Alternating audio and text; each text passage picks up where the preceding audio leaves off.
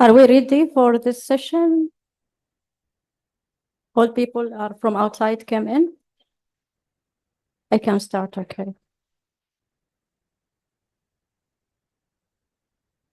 I will be happy introducing our chairs for this session, Caregiving, Dr. Drygas.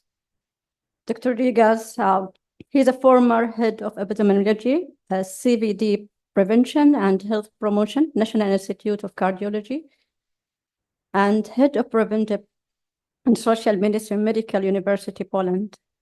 Actually, this session is very close to all of us because in one day or another, you were having a caregivers around you taking care of you.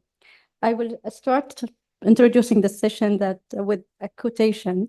There are only 4 kinds of people in the world: those who have been caregivers, those who are currently caregivers, those who will be caregivers, and those who will be need a caregivers by Carter. By this session, I will welcome our chairs. Welcome to the stage to run this session. Thank you.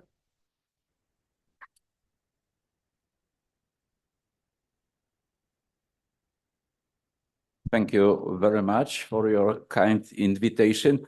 And I will start the session with 3 good news. The first one is, although English is not my mother and father language, my mother and father language is Polish language, and promise you not to use Polish language too frequently. Czy mogę poprosić polską grupę o powstanie? May I ask the Polish group to stand up? The distance is 10,000 kilometers from Warsaw to Cape Town, and there is a group of experts, activists, and volunteers. So, 3, 4. Thank you very much.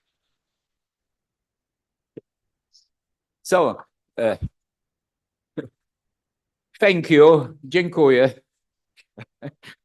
So, working in public health, but also in sports medicine, I am very interested in global and personal records. And my personal record as patient is not very bad, because in only 5 days, I have had 3 abdomen surgeries, peritonitis, few months of rehabilitation. As you see, I am still alive. So, seriously speaking, we have a very important session, and there is the second good news. So, speaking about caregiving, which is a very important subject, our session duration is only 40 minutes. We have excellent experts as speakers. And third good news, I invite Penney Cowan as moderator of our session. Penney Cowan is well-known, recognized experts in pain treatment, and she is the author of many books and articles. She is many years working in World Patients Alliance and in organization dealing with pain. Penney, the floor is yours.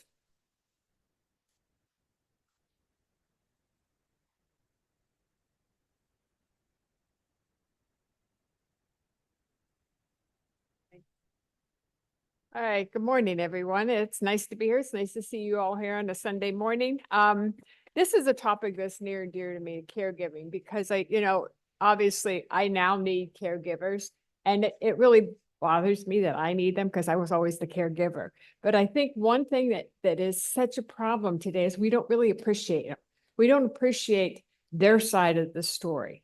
We never hear it. They rarely will complain. What they have to put up with, it's the extra hours, so many unpaid caregivers. I don't want to steal anyone else's storm on their slides, but it's really, I really appreciate it. One thing I want to talk about, though, is, and also the children and the impact that disease and pain has on the kids. And we really, really think about them. but it really does. I'll just share one tiny story with you about a little girl. I was doing a family group, and a little girl came in, and the mother was talking about, I asked the little girl how she felt. She said, when I was little, I put my arms around my mommy. She said, and I hurt her neck. And so ever since then, the mother has let her believe her pain is her fault and has controlled her. She had no friends, nothing. She had to come home from school, take care of her mother. So, you don't realize, but children can also be caregivers. So I'm going to stop there, and I'm going to introduce, are they on the slides? Okay, that one, that's me. Our speakers, we have Tony from Merck. She's coming from Germany. And we have Anil. He is a caregiver. He's from Caregivers Worldwide. Again, we're sort of short on time. I know they have important messages, so I will let them sort of fill you in a little bit about their background. So Tony and Anil, you want to come on up, and you guys can start. There we go. Embracing carers. Thank you very, very much. And I'm super excited to be here. I was joking earlier, it might not look like it, but this is what excited looks like in Norway, where I'm from. So I am excited, believe me. Thank you for the introduction. I'm working for Merck, or also known as EMD Serono in the US. And I'm here to speak about an initiative that we've launched that's called Embracing Carers. I want to start my presentation asking you this question. Are you a carer? It might be a very short, simple, maybe some people think it's hard question to answer. I'm pretty sure that many people in this room or in any room is a carer, but in many cases, they might not have realized it, or they might not identify with the term care. Before I dive a little bit more into that, I want to share a short video that shows a carer and a patient. I'm going to start with that.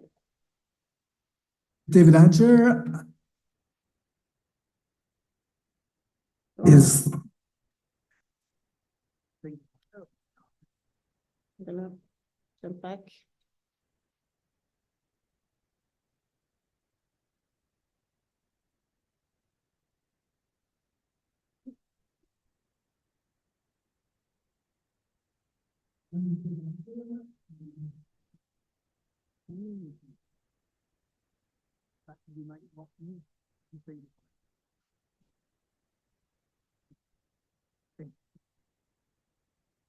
Was scared about losing Anson and scared about what Anson was going to have to go through. My first treatment of cancer was on the first day of lockdown, and I had to go into central London every day to have radiation treatment. I felt very guilty that he wasn't able to do the work that he wanted to do. I feel sacrifice is definitely the wrong word. I think it's about just being there. Is that losing or sacrificing part of myself? I don't think so. I think it's a redirection. Maybe we don't say these things enough to each other, but yeah, thank you very much.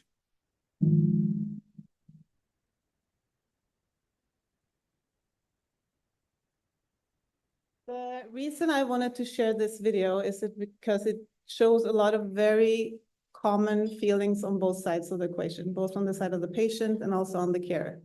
We heard the carer in this case feeling scared, having to change his life priorities, but he didn't want to call it a sacrifice. He calls it a redirection. This quote on screen here is from a recent advisory board we ran with multiple sclerosis and myasthenia gravis carers. And it's something that we hear so many times. I don't really feel like a carer. I'm just doing what anyone would do for someone they love. Caregiving is one of the largest unaddressed public health issues of our time. In Europe, 80% of all care is performed by informal carers. That means family members, close friends, or other loved ones. And unfortunately, despite doing this incredibly important job, caregivers are very frequently overlooked and unheard. And the need for caregiving is also growing rapidly. The estimated number of caregivers worldwide is more than 750 million, with more than 55 million alone in the US. The majority are women. We heard healthcare providers, majority are women earlier, nurses, also caregivers are more often women. At the same time, it's expected that there will be 71 million people above 65 years in the US by 2030. And while we're now in a situation where we have 7 potential caregivers per adult, we will be in a situation then that we only have 4 potential caregivers per adult. So with this increased need for caregivers, the value to healthcare systems is also increasing. I mentioned earlier that in Europe, 80% of all care is performed by informal carers. And according to the CDC, if all of the caregiving in the US was performed by a professional caregiving workforce, it would be valued at approximately $470 billion per year. Research also suggests that the caregiver's health status is closely linked to the patient's quality of life and emotional status. And this is where it gets tricky. Because did you know that over 1 in 5 unpaid carers feel that their careers have been negatively impacted by it? 30% say that their caring responsibilities have put pressure on their financial situation. 47%, that's almost 1 in 2, have depression. And 54% don't have time to attend to and book their own medical appointments. These numbers are from a Merck survey. They might deviate a little bit from what Anil will present later, but overall we see this picture. So this really begs the question, who's caring for the care? Luckily, we have organizations that do, that you will hear from after me, and we as a company do. And that's why in 2017, Merck, EMD Serono, we launched an initiative called Embracing Cares. Embracing Cares was born out of a need. In talking to patient communities, we saw that there was a very important part of patients' lives that often wasn't talked about. Family caregivers are a critical part of every patient's journey, but they are often overlooked, often unheard. And as I mentioned earlier, often they don't even see what they do as work. They just do what anyone would do for someone they love. And it's meaningful work that a lot of people gladly take on, but the impacts are still real. And like I said earlier, we have 1 in 2 experiencing depression, financial situations, under pressure, and they don't look after themselves the way they should. So we launched Embracing Carers as an initiative to advocate for family caregivers.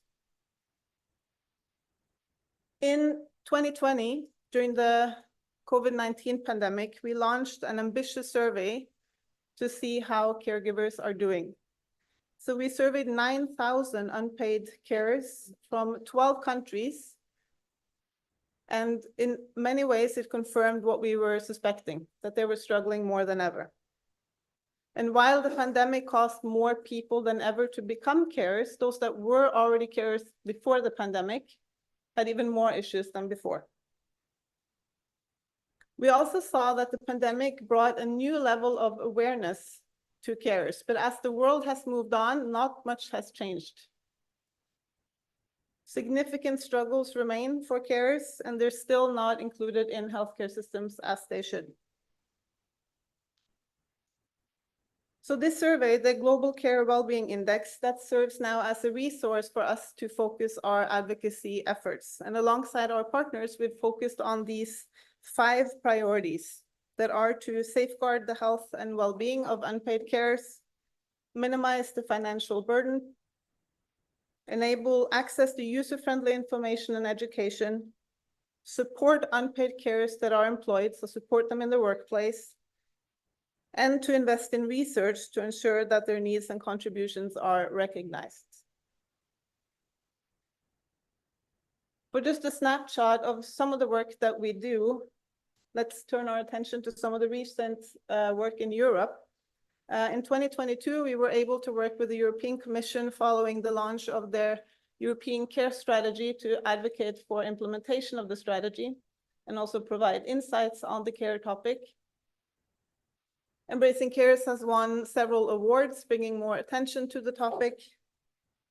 And at the country level, our Portuguese colleagues were able to start a national movement for carers, including 8 training sessions, a 24/7 helpline, and also the collection of signatures. And this ultimately got the attention of the Portuguese president, who pledged his support for the campaign. So it's work like this on a regional, national, and local level that we believe ultimately will net real results for caregivers. Over the years, we've worked with dozens of patient and care organizations on this topic and to support caregiver well-being and outcomes. Some of this support is high level, working on national level policies like paid family leave for caregivers or issues of mental health support. Other times we work with local groups that support patients and carers one-on-one, providing services such as support groups or educational information. We recognize that the problems that carers face are probably far too big for us as one organization to solve. But we believe that this collaborative effort on every level of society is what ultimately can bring actual change for caregivers. One of the things we're very proud of is that we've launched a collaboration with the United Nations Guided Global Initiative on Aging, KGaA. We've launched a series of free courses in both English and Spanish to support caregivers. They are free for anyone to download and to take part in on the Embracing Cares website. They cover topics such as feeding and hygiene, helping patients with social and emotional issues, creating safe home environments. Frequently, carers are thrown into tasks that they have no background or education on performing, often nurse-like activities. So we're hoping that these classes can give a little bit of support for carers and help relieve some of the anxiety that they might feel being thrown into this. It's important to us as a company that while we advocate for carers externally, that we also walk the talk and support our own caregivers at our company. So we have a number of support policies for our caregiver employees to ensure that they never have to feel like they have to choose between their job and caring for someone they love. This includes flexible working arrangements. We offer remote work. We work on paid leave, and we also offer variable hours to those that are caregivers. We also know that connecting with other caregivers is often a solution that is cited as sort of a tool that you can use against isolation and stress. So we also have internal support groups where caregiver employees can connect with other employees and share experiences and tips. It's also critical for us that we create a caring culture, as we call it. Often we hear that people feel judged by managers and colleagues. They fear that they're seen as not being able to perform their work the way they should. So what we've done is that we've launched internally an e-learning course that's mandatory for all our employees to complete. It goes through what a caregiver is, what struggles they might face, what benefits they can bring to the workplace, and how to better support and include them. And to date, more than 41,000 employees have completed that training. So I want to close by asking you again, are you a carer? And whether you are or not, I encourage everyone to remember the incredibly important job that they do day in and day out, often without being seen, and that we also remember them when we advocate for new policies, because in the end, this actually also benefits the patient. Thank you.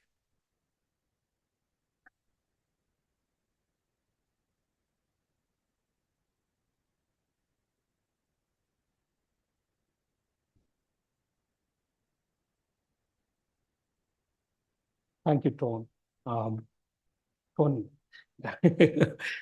for setting the scene and giving a global perspective. Good afternoon.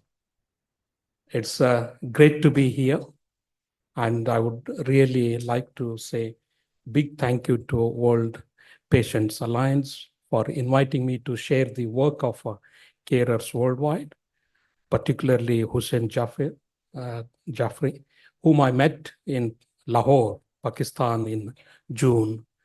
And he mentioned about this conference. I said, if I have an opportunity, I would love to come and present our work and share about not just patient, but also the family members who play a very, very critical role in terms of turning the treatment plan into reality. And also to sincere thanks to EMD Serrano for supporting us and believing in our cause and the work what we are doing.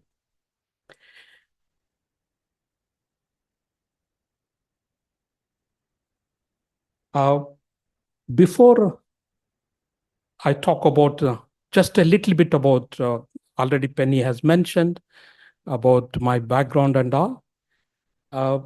Friends, I want to share two things have inspired me to think about this issue of carers, particularly the family carers, unpaid family carers. One was, I was working in the field of mental health in rural India.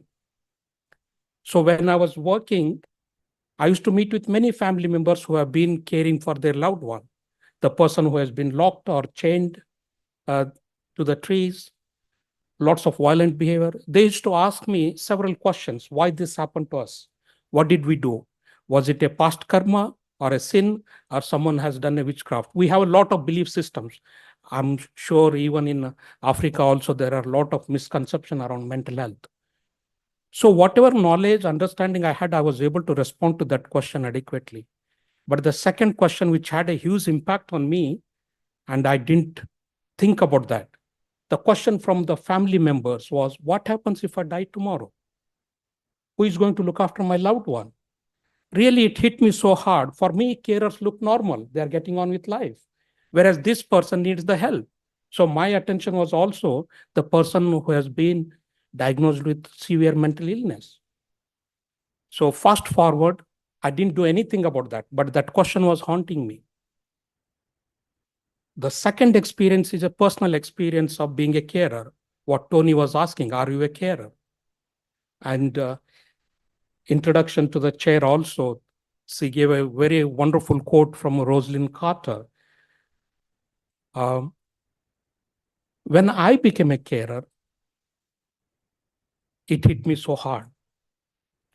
Ruth and I have two beautiful daughters, my wife. And when our second daughter was born, we discovered she has Down syndrome. The kind of questions what carers were asking in rural India, same questions were going through our mind. In spite of traveling around the world, living in UK, having such a fantastic NHS service, still we were struggling. But we had a choice. Ruth gave up her career. She was working for NHS. And I was working for one of the largest funding agency. I had a choice. From full-time, I became part-time to support family. But tell me, in countries like in Africa and South Asia, how many families have that kind of choice? And there is no recognition. Carers are invisible. They are hidden behind the curtain. Particularly in low and middle income countries, their voices are not heard. So that led me to embark on this journey. Now our daughter is a teenager. She is very bright, bubbly, beautiful, clever and funny. Privileged to have her. She's enriching our life. But if there wasn't a support from friends and families, I don't think we would have coped well. So friends, one or the other day, we all will become either carer or somebody will be caring us during our lifetime. So it is time for us to think about and do something about family carers. So I spent a lot of time in South Africa, my journey. In 2012, I'd done a lot of study here. and also in India. These are the two countries I done study. And realized that there were not a single organization working on particularly focusing on family carers. There were many organizations doing wonderful work about different conditions they need care for, but the family members not supporting them. So this is the definition I have come up with. It's a very broad definition. And as I said, carers are invisible, isolated, and they feel lonely, and they are most vulnerable. There are several issues are there, but every meeting, every consultation meeting I had, these are the issues they were keep coming up. One was carers were feeling their health was impacted. If they were working, they lost their employment, significant impact on their finances, because there are two individuals are losing the income. One person who is being affected, he or she lost job. Second is the person who is caring. And of course, as Penney was talking about, there are many, many young children are there, young carers. Even in our program, young carers are aged from 10 to 18 years of age. We are working with more than 800 young carers. One side, we talk about right to education. Other side, the children are missing their vital education, caring for their parents or siblings. So what is it we're doing about that? So Tony has given you the global perspective. I want to give you the statistics. So I want you to just spend 30 seconds on these slides. In UK, we have more than 6.5 million carers. These are self-identified, registered with the GP services. On the contrary, in India, with 1.4 billion population, we have the statistics about all the conditions, but nobody knows how many carers are there. Absolutely no idea. But if I apply UK statistic to Indian context, there is going to be minimum 137 million carers are there. 2.5 times the size of UK population, only carers, but nobody is noticing about them because they are invisible. All of these adults and children all have carers. And the contribution made by the carers in UK is 162 billion, which is more than the NHS budget, health budget. Because of that, UK government has the policies and support system. New act is there, lot of support is there.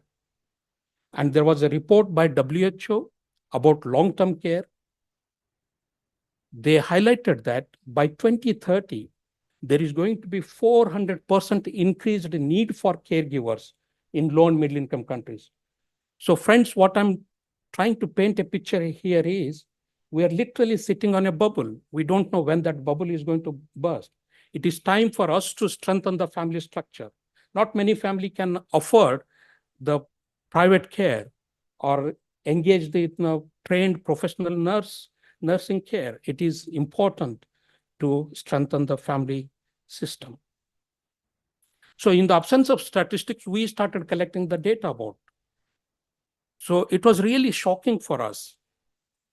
Currently, we work in India, Nepal, and Bangladesh, and we have a plan to expand to East Africa as well as in Pakistan.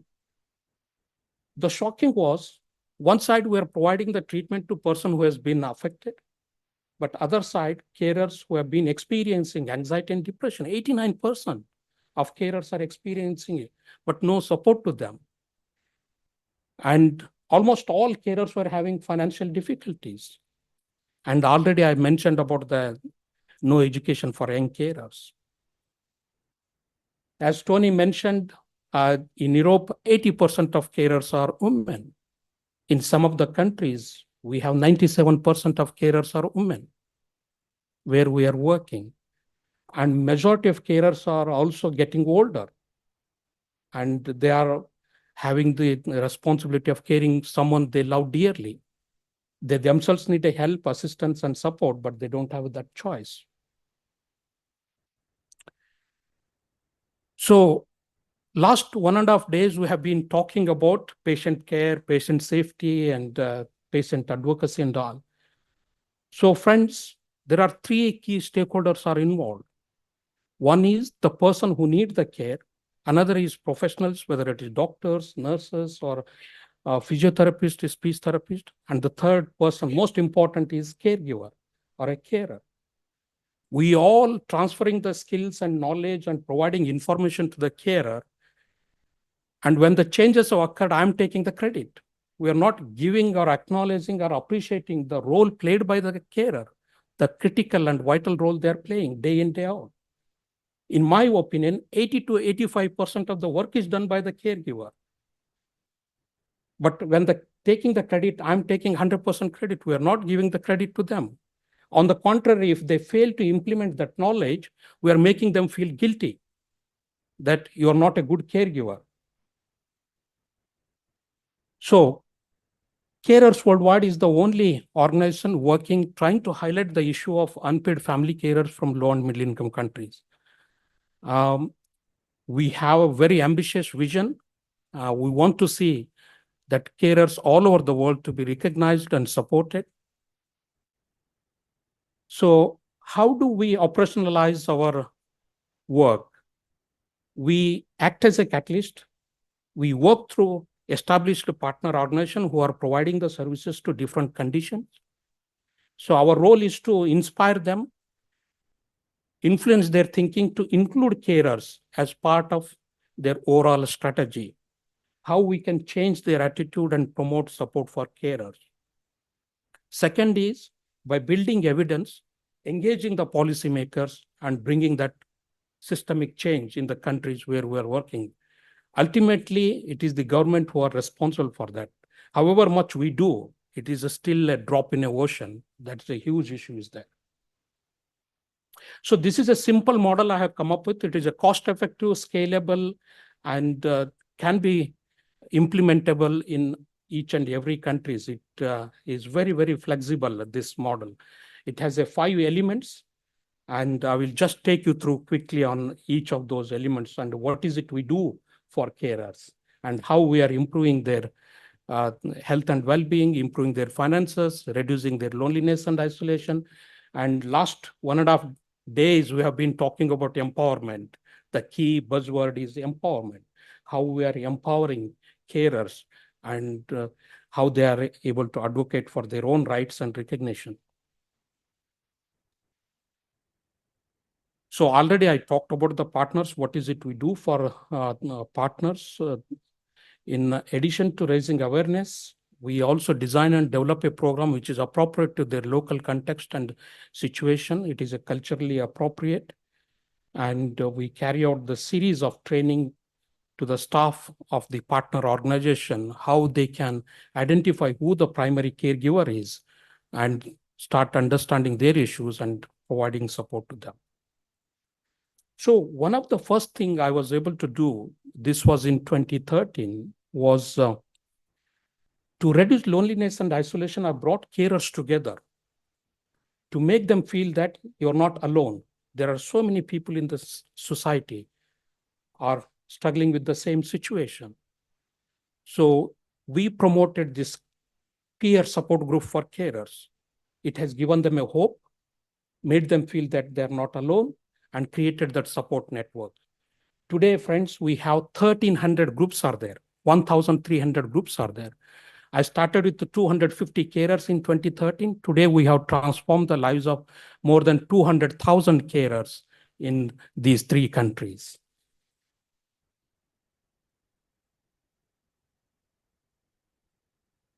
And I want to give just this every month, 60 to 90 minutes they come. They make alternative arrangement to come. 91% participation is there in these peer support group. If they were not valuing or not finding that I'm gaining some new insight, I'm meeting my friends, this is my time. So that's why they come and make an effort to, some of them walk 3-4 kilometers to attend these meetings. Second one is, again, last 1.5 days, we have been talking about to address the health issues of carers. I talked about the statistics. In collaboration with health authorities and partner organizations, we organize a specific health camp, whether it is mental health camp, general health camp, reproductive health camp, eye health camp, cancer screening camp, whatever carers are going through, we organize that. And part of this, we have trained more than 3,500 health workers, including PSC, primary healthcare doctors, nurses, Anganwadi workers, and frontline health workers as well. And another important part of health services, we recognized that carers may not have gone to university, or they don't know how to read or write, but they have a very good communication skills. So we trained more than 800 carers as a lay counselors, or a barefoot counselors, or community counselors. Amazing, each carer has a responsibility of contacting every month 20 to 25 other carers, these counselors. Just, hello Penny, how are you? How is life? Suddenly I'm feeling, I don't know Penny, but she's interested in my life. My family doesn't know about who I am, but she is interested. So we are able to share whatever personal issues, family issues, or relationship issues we are going through. We are able to share. That has made a huge difference. And today, Bangladesh government is considering this policy to train thousands of caregivers as a barefoot counselors and provide the family carers in the country. And the third and most important one, friends, is, when there is a holiday or a festival, we all take time off and spend time with our friends and families and all. For carers, they don't have a holidays. They don't have a choice. And there is no opportunity for them to have a short break or a respite, unlike in Europe or in the West or America or Canada or New Zealand, Australia. Their battery is constantly draining. There is no opportunity for them to recharge their batteries. So what we done is, we created an alternative caring arrangement within the community called community caring centers, where 2 adult carers are caring for their loved one. And other primary caregivers, they can have 5 to 6 hours time for themselves. They can go and meet with friends and have a coffee, or go to market, buy groceries, or attend some social events. This is making a huge difference. Many carers are talking, this is like a lifeline for them. For the first time, they're able to meet with their friends and also enjoy life. Today, we have 70 such centers. These are managed by carers themselves. And to improve the financial situation of the carers, I've mentioned 92% of carers are struggling with the finances. So we developed a tools looking at what is it carers they were doing before they became a carer. Would they like to go back to that previous work? Or they have an idea, but they need a training, or they need a financial support, or they need a marketing support. So we're able to match with their need. So when we started work, only 30% of carers had some kind of income. Today, more than 80% of carers are earning between $3 to $5 per day, along with the caring responsibility. And part of that, we have promoted 4 carers cooperatives. These are first of its kind in South Asia for the financial sustainability. We don't give grant to carers. They have to borrow money and repay back once they start earning the money. And that cooperatives are managing really £500,000, and it is managed by themselves. Carers are managing that. So these are the structures, whatever I'm talking about is a self-sustainable. This empowerment process, what we have been talking about last 1.5 days. So it is important to give the tools and build the capacity of carers or the patient to help themselves. And also we talked about several times like Patient Advocacy Day, Patient Safety Day, and recently we celebrated Mental Health Day on 10th of October, but we don't have the day for carers. We have the day for everybody. Mother's Day, Father's Day, Pen Day, Tiger Day, you name, laptop day, every day is there if you open a Google, but nothing for carers. But friends, I want to share with you that last several years we have been celebrating on 19th of October, but this year onwards, United Nations has declared a day for carers. It is on 29th of October, United Nations Day for Care and Support. So we will be celebrating. I do hope all of you celebrate Day for Carers in your own organization.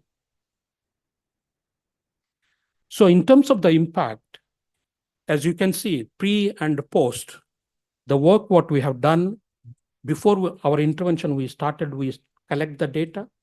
And after 3 years or 5 years, we go back to the same community, same family members. You can see these hard facts. And 2 years ago, we done a study looking at social return on investment. This is another interesting aspect. Many donors, I know after this session, fundraising is coming. Many donors are interested in that. If I'm investing a $1 in your organization, what is the social return on investment? This is the study we done.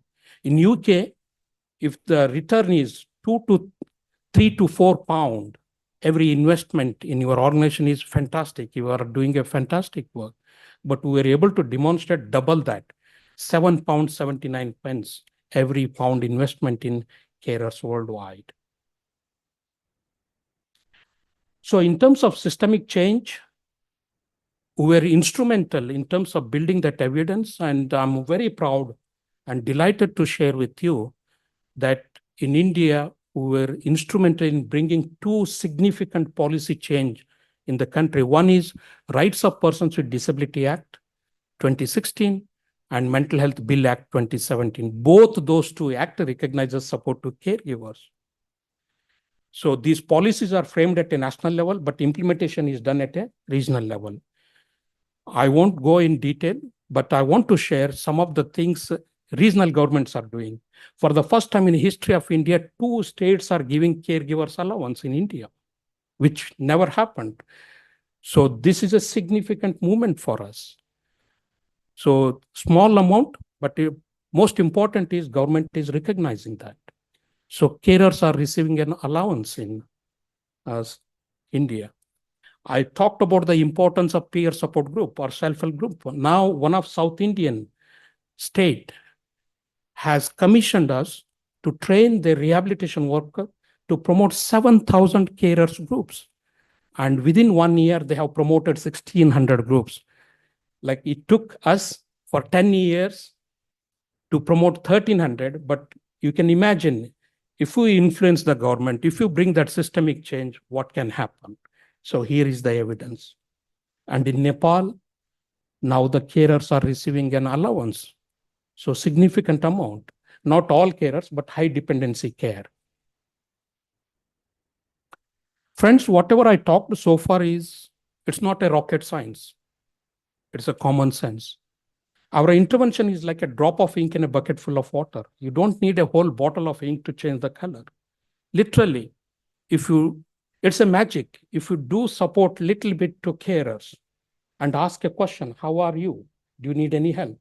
Most of the times, we as a professionals, our attention is person who is lying on the bed. We ask 101 questions to that person, but we fail to ask the carer who is sitting next to that bed.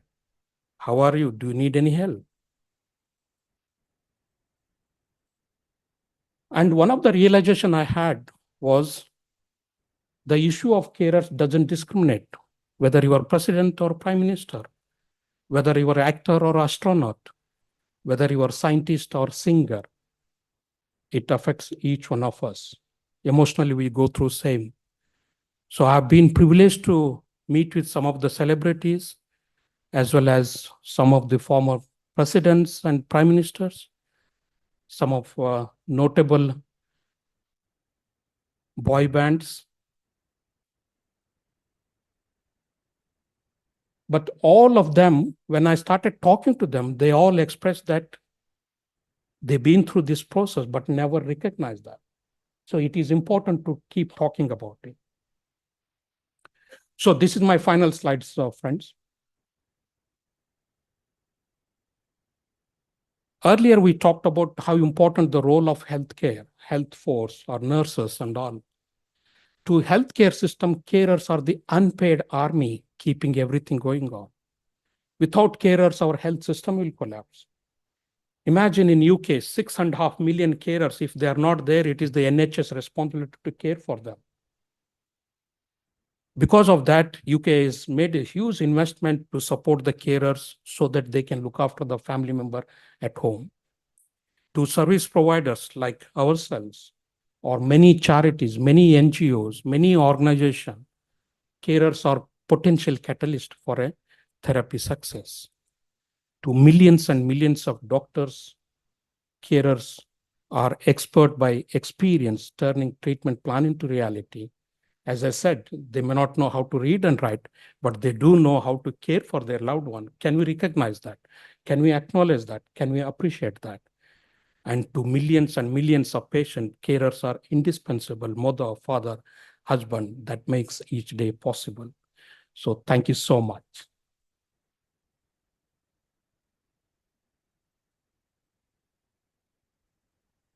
Thank you both so much. It was really informative. They really touched on a lot of the important points. I just want to share one last thing. I know we're late on time, but I remember when I was writing one of the books for our organization on family caregivers. And so for 3 years, I had to talk to them because I don't know what it's like. I didn't know what it was like to be a caregiver. I only knew what it was like to be a person who lived with pain.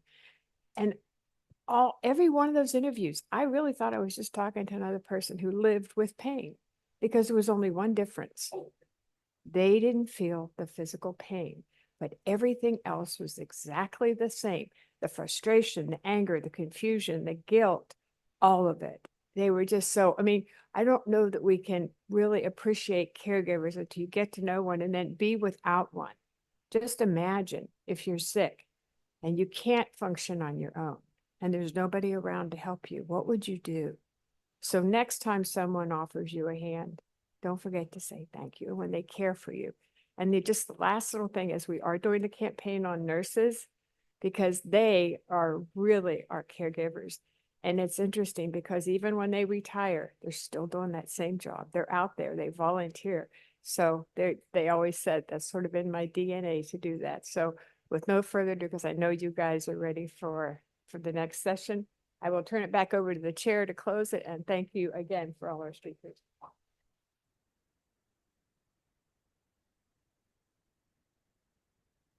Thank you very much. I think that we all accept that it was a very interesting session with excellent presentation, demonstrating the problem from various sides, showing us the statistics of caregivers, also the economic, social value of caregiving, also with very good examples how the companies could help their employees, how the governments could help, how the organization like your organization could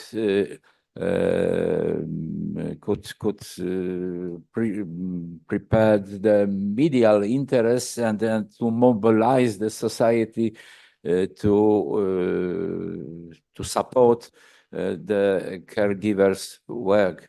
You prepared very nice examples with very nice pictures, videos. So we are influenced by your presentation. And one example, interesting, maybe example from our country, there is also the problem of caregivers, especially of mentally disabled persons, and the group of activists, of mothers mainly, try to let's say, improve the situation of caregivers, and they try to interest media, to interest the government, and finally they occupied the parliament.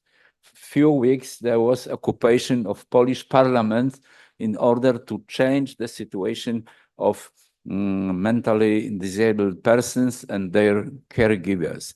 So thank you very much for your participation. Thank you very much for your attendance. Thanks.